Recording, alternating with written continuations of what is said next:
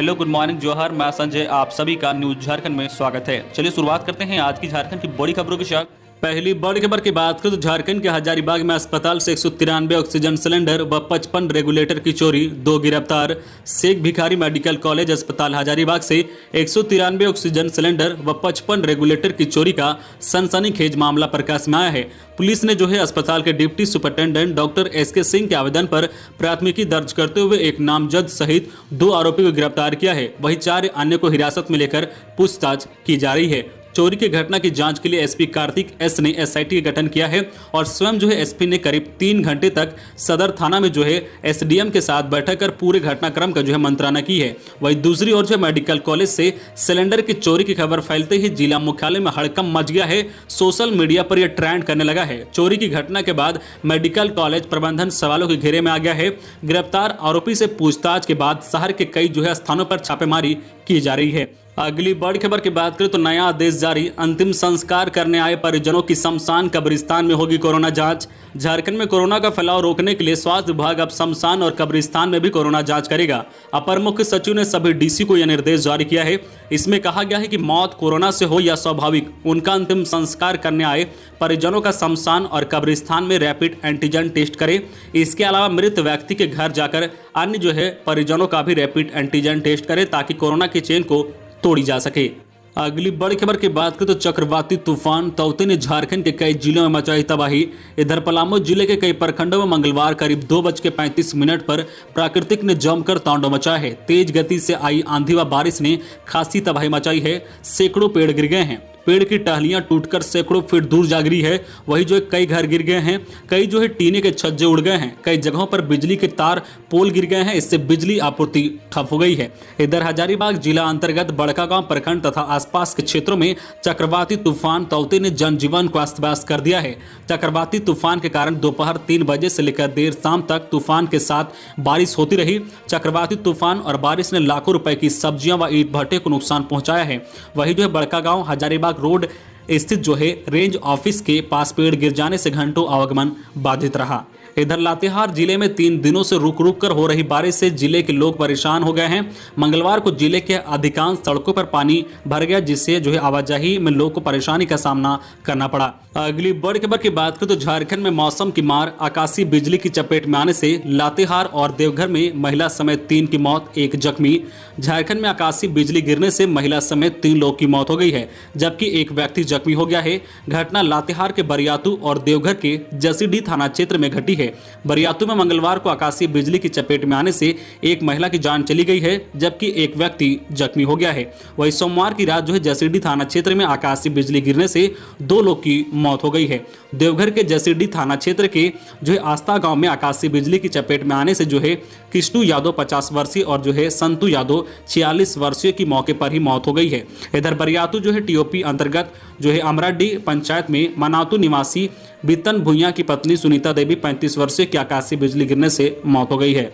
अगली बड़ी खबर की बात करें तो गर्मी छुट्टी में भी चलेगी ऑनलाइन क्लास। राज्य के सरकारी स्कूल के बच्चों को गर्मी की छुट्टी में भी ऑनलाइन लर्निंग मटेरियल भेजा जाएगा। बच्चों की ऑनलाइन क्लास संचालित करने को लेकर जेसीईआरटी ने सभी जिलों को पत्र भेजा है और जेसीईआरटी निर्देशक द्वारा जिलों को भेजे गए पत्र में कहा गया है कि गर्मी की छुट्टी के दौरान ही बच्चों को ऑनलाइन लर्निंग मटेरियल भेजा जाए एवं ऑनलाइन क्लास पूर्व की भांति संचालित किया जाए, जिससे कि बच्चों की पढ़ाई का नुकसान नहीं हो। झारखंड शिक्षा परियोजना द्वारा 3 मई से ऑनलाइन क्लास के लिए जिलों को लर्निंग मटेरियल भेजा जा रहा है। इस वर्ष सरकारी स्कूल के बच्चों के लिए जूम एवं गूगल मीट के माध्यम से ऑनलाइन क्लास का भी संचालन किया जा रहा है। कोविड-19 के संक्रमण के कारण राज्य में 17 मार्च 2020 से ही स्कूल बंद है। अगली बड़ी खबर की बात करें तो सीबीएसई 10वीं का रिजल्ट अब जुलाई में होगा जारी। मार्क्स सबमिट करने की तारीख में हुआ बदलाव। केंद्रीय माध्यमिक शिक्षा बोर्ड अब 10वीं कक्षा का रिजल्ट 20 जून को जारी नहीं करेगा।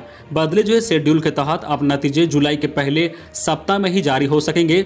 सीबीएसई ने मंगलवार को नोटिस जारी कर 10वीं के छात्रों के मार्क्स सबमिट करने की अंतिम तिथि बढ़ा दी है। सीबीएसई ने कहा है कि विभिन्न राज्यों में कोविड-19 महामारी, लॉकडाउन, स्कूलों के शिक्षक व अन्य कर्मचारियों की सुरक्षा को देखते हुए तारीख आगे बढ़ाने का फैसला लिया गया है। अगली बड़ी खबर की बात करें तो साइबर अपराधियों ने झारखंड के डीजीपी को भी नहीं छोड़ा। सोशल मीडिया पर डीजीपी का क्लोन अकाउंट बनाकर लोगों से ठग रहे हैं पैसे। नीरज सिंह ने कहा कि फर्जी रिक्वेस्ट को इग्नोर करें। साइबर अपराधियों ने झारखंड के डीजीपी नीरज सिंह को भी नहीं छोड़ा। साइबर ठग सोशल मीडिया पर उनके नाम का क्लोन अकाउंट बनाकर लोगों से ठगी कर रहे हैं। लोगों को यकीन हो जाए इसके लिए उनकी फोटो का इस्तेमाल कर रहे हैं। ठग रिक्वेस्ट एक्सेप्ट होते ही लोगों से पैसे मांग रहे हैं। सूचना मिलते ही डीजीपी ने कहा कि किसी ने मेरी तस्वीर का उपयोग कर नकली फेसबुक अकाउंट बनाया है और फ्रेंड रिक्वेस्ट भेज रहा है। फेसबुक में संदेश भी जारी कर रहा है, कृपया ऐसे रिक्वेस्ट को इग्नोर करें।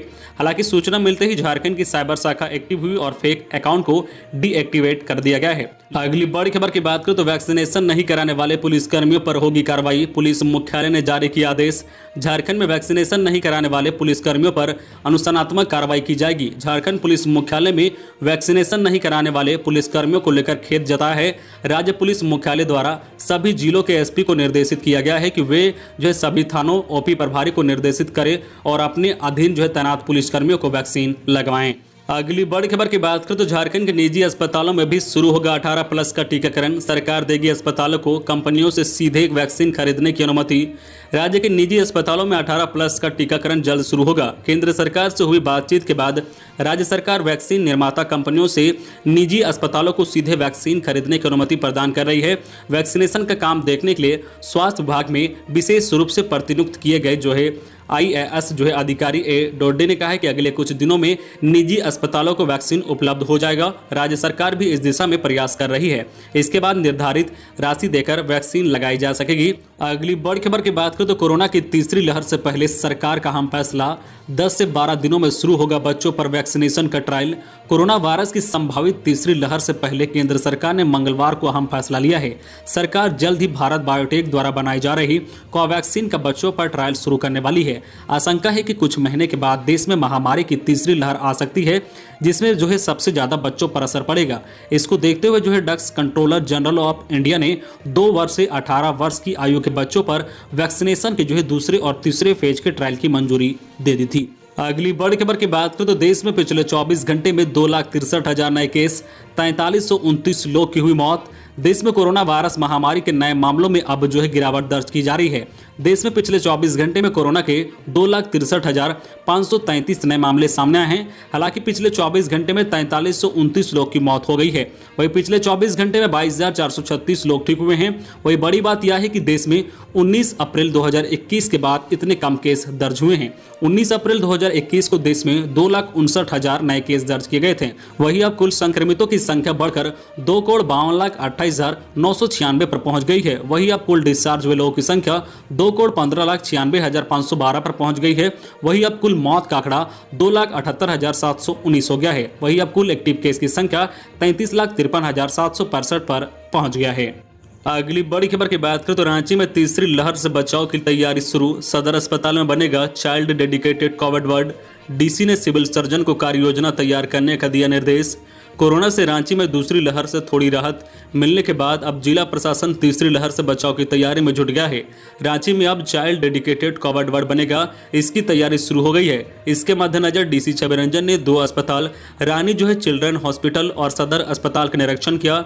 डीसी छवि रंजन ने बताया कि सदर अस्पताल में 40 से 60 बेड को लेकर कार्य योजना तैयार करने का निर्देश सिविल सर्जन को दिया गया है। उन्होंने कहा कि आने वाले दिनों में बच्चों के कोरोना प्रभावित होने की आशंका को देखते हुए सदर अस्पताल में oxygen support bed, ICU pipeline support oxygen bed आदि की तैयारी को लेकर कार्य योजना तैयार करने का निर्देश दिया गया है। अगली बड़ी खबर की बात करें तो नक्सल अभियान में लगे झारखंड के पुलिसकर्मियों के लिए अच्छी खबर। पुलिस मुख्यालय ने लिया बड़ा फैसला। झारखंड में नक्सलियों के खिलाफ अभियान में लगे जवान पदाधिकारियों का 48 लाख रुपए का बीमा होगा। राज्य में इस अभियान में झारखंड पुलिस व केंद्रीय अर्धसैनिक बल के 85,408 जवान पदाधिकारी शामिल हैं। बीमा सबका होगा, जिसका प्रीमियम का भुगतान 1,000 रुपए प्रति जवान पदाधिकारी की दर से पुलिस मुख्यालय करेगा। इसके लिए बीमा कंपनियों को 31 मई तक टेंडर भरने संबंधित सूचना जारी की गई है। आगामी 4 जून को टेंडर खुलेगा। बीमा की वैधता 29 जून से अगले 1 साल के लिए प्रभावी होगा। अगली बड़ी खबर की बात करें तो मौसम का मिजाज। मध्य प्रदेश में बने साइक्लोनिक सर्कुलेशन के कारण झारखंड में हो रही है बारिश। तौते के कारण 2 दिन तक राज्य में छाए रहेंगे बादल। झारखंड में अगले 2 दिन तक आंशिक बादल छाए रहेंगे। ये स्थिति जो है तौते तूफान के असर के कारण हो रहा है। मौसम वैज्ञानिक अभिषेक आनंद ने बताया है कि तौते का झारखंड में ज्यादा प्रभाव देखने को नहीं मिलेगा, इस कारण केवल आंशिक बादल झारखंड में छाएंगे। उन्होंने बताया कि 19 मई तक राज्य के अलग अलग हिस्सों में हल्के दर्ज की बारिश होने के साथ वज्रपात की भी आशंका है। मध्य प्रदेश में जो है एक साइक्लोनिक सर्कुलेशन बना हुआ है, उसी का जो है प्रभाव झारखंड में भी पड़ रहा है, जिस कारण यहाँ बारिश हो रही है। यह पूरी तरह से लोकल फैक्टर है। अगली बड़ी खबर की बात करें तो देश में कोरोना की हालत पर पीएम मोदी। फील्ड अफसरों से मोदी बोले, आप इस लड़ाई के कमांडर, आप ही योजनाओं को साकार करते हो, कोई प्रयास ना छोड़ें। प्रधानमंत्री नरेंद्र मोदी मंगलवार को राज्यों और जिले के फील्ड अफसरों के साथ बैठक की। इस दौरान जो कोरोना की हालत पर और इससे निपटने के अनुभव पर चर्चा की गई। उन्होंने जो फील्ड अफसरों से कहा कि कोरोना के खिलाफ इस युद्ध में आपकी बहुत ही अहम भूमिका है, आप युद्ध के कमांडर हैं। किसी भी युद्ध में जो है कई कमांडर कई योजनाओं को मूर्त रूप देते हैं और लड़ाई लड़ते हैं और जो हालत के हिसाब से फैसला करते हैं। आप जो है भारत की लड़ाई के महत्वपूर्ण जो है फील्ड कमांडर हैं। उन्होंने कहा कि आप एक भी प्रयास मत छोड़िए। उन्होंने कहा कि वायरस के खिलाफ हमारे हथियार लोकल जो है कंटेनमेंट जोन, जो एग्रेसिव टेस्टिंग, लोगों तक सही और पूरी जानकारी पहुंचना है। हॉस्पिटल में बेड कहां और कितने हैं, इसकी जानकारी लोगों तक सहूलियत से पहुंचाना। कालाबाजारी करने वालों पर सख्त कार्रवाई करना है। अगली बड़ी खबर की बात करें तो चतरा में नक्सलियों के मंसूबे पर फेरा पानी। कुंदा के अमोना सिकित जंगल से 15 केजी का शक्तिशाली केन बम बरामद, पुलिस ने किया डिस्फ्यूज। कुंदा थाना क्षेत्र के अमोना सिकित जंगल से पुलिस ने 15 केजी का एक शक्तिशाली केन बम बरामद किया है। बम की बरामदगी मंगलवार की सुबह हुई है। इसे जो है बम निरोधक दस्ते ने डिस्फ्यूज कर दिया है। बताया जाता है कि सीआरपीएफ 190 बटालियन व जिला पुलिस के जवान जो है एएसपी जो है निगम प्रसाद व सीआरपीएफ 190 बटालियन के द्वितीय कमान अधिकारी व अनिल कुमार के नेतृत्व में नक्सलियों की होड़ में निकली थी। पुलिस जंगल में नक्सलियों के विरुद्ध सर्च अभियान चला रही थी। इसी दौरान पुलिस ने जंगली सड़क के नीचे प्लांट कर रखे गए एक केन बम बरामद किया है। नक्सलियों ने जो है पुलिस पार्टी को क्षति पहुंचाने के उद्देश्य से शक्तिशाली बम को सड़क के नीचे जो है प्लांट कर रखा था। नक्सली अपने मंसूबे में सफल हो पाते इससे पहले पुलिस ने उनके जो है मंसूबे पर पानी फेर दिया।